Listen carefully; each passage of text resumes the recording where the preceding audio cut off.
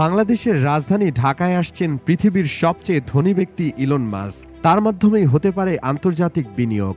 সম্প্রতি বিভিন্ন স্থানীয় গণমাধ্যমের প্রতিবেদনে এমনই খবর প্রকাশ হয়েছে। যদিও এই খবরের সাথে জড়িয়ে পড়েছে সন্দেহ।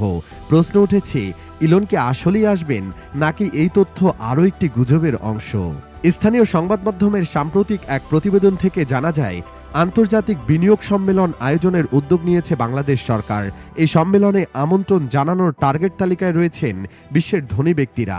মূলত সেই সম্মেলনে নাকি অংশ নেওয়ার সম্ভাবনা রয়েছে ব্যবসায়িক টাইফুন ইলন মাস্কের।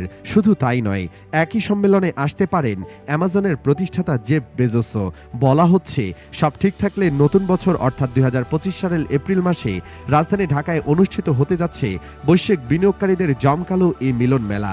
দায়িত্বশীল একাধিক সূত্র 21 টিভির মতো গণমাধ্যমকে জানিয়েছে, ইলন মাস্কের উপস্থিতি নিয়ে খুবই আশাবাদী সরকার। এরই মধ্যে ইলন মাস্কের জ্যেষ্ঠ নিরাপত্তা উপদেষ্টাও নাকি ঢাকা ঘুরে গেছেন। অতি সম্প্রতি ইলন মাস্ক বিশ্ব অর্থনীতির ইতিহাসে নতুন নজির স্থাপন করেছেন। ব্লুমবার্গের প্রতিবেদন অনুযায়ী তিনি প্রথম ব্যক্তি হিসেবে 40,000 কোটি বা $400 বিলিয়ন সম্পদের মালিক হয়েছেন। তার কোম্পানি টেসলা এবং স্পেস এক্সের দ্রুত বাজার বৃদ্ধিতে বিশ্বের 1 নম্বর ধনীর তালিকায় উঠে আসে তার নাম। দায়িত্বশীল একাধিক কূটনৈতিক ও সরকারি সূত্র গণমাধ্যমকে জানিয়েছে, এপ্রিলের প্রথমার্ধের পর হতে কাঙ্ক্ষিত সেই বিনিয়োগের সম্মেলন 3 দিনের সূচি এবং অতিথি তালিকা প্রস্তাব করে। এরই মধ্যে প্রস্তুতি শুরু হয়েছে।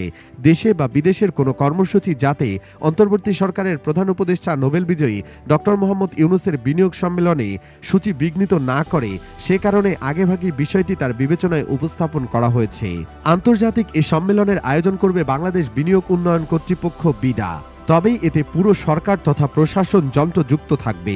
সংশ্লিষ্টরা জানিয়েছেন, 53 বছরের ইতিহাসে সেরা বিনিয়োগ সম্মেলনের লক্ষ্যে এপ্রিলের প্রথমার্ধকে টার্গেট করে প্রস্তুতি চলছে। প্রস্তাবিত সময় বা তার কাছাকাছি তারিখে এ সম্মেলন অনুষ্ঠিত হবে। প্রস্তাবিত তারিখ কিংবা কাছাকাছি সময়ে সম্মেলনটি হবে বলে ধারণা মিলেছে।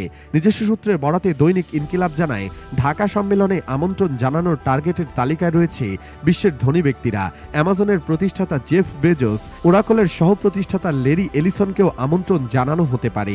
একই সাথে ওয়াকিবহল সূত্র বলছে, বিনিয়োগ আকর্ষণে বৈশ্বিক টাইকুনদের কাছে টানার চেষ্টা রয়েছে বাংলাদেশের।